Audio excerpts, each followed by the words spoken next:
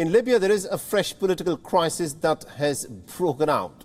Now, there are reports that have emerged that say that the Libyan Prime Minister, Abdulhamid al-Dbeibah, was aware of the controversial meeting between the country's foreign minister and her Israeli counterpart. On Sunday, a statement from the Israeli Foreign Ministry said that the Libyan Foreign Minister Najla Mangoush had met with the Israeli leader Eli Cohen. The two had in fact discussed ways to quote-unquote for great relations between their respective nations. Now, since going public, the statement has in fact caused a mammoth stir in Libya. The issue is particularly a very contentious one because under a 1957 law in this nation, it is illegal for the North African nation to have formal relations with Israel. Now, the revelation of the controversial meeting has triggered overnight protests in Libya. Demonstrators were seen blocking roads with burning tires and waving Palestinian flags.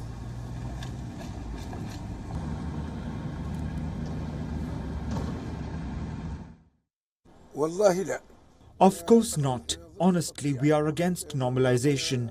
These Jews are our enemies.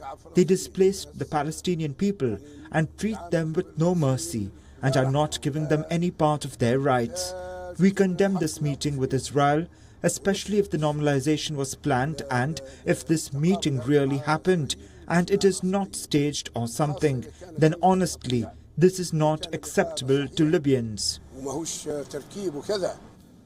On Monday, the Prime Minister, remember, sacked Mangoush after her meeting got leaked to the media. The reports, in fact, say that she had since fled the country. But many claim that this meeting could not have, in fact, happened without the Prime Minister being aware of it. Now, some have, in fact, gone on to say that the Prime Minister, in fact, set the push in motion for the alleged normalization. In January last year, the Dbeibah had met with the US CIA Director William Burns in Tripoli to discuss the possible normalization of ties with the State of Israel. He reportedly had given an initial approval for joining the US-brokered Abraham Accords. However, there was some serious concern about public opinion and public backlash within Libya. Given Libya's history of support for the Palestinian cause, this was, of course, a very difficult move for the Libyan Prime Minister to, in fact, press ahead with.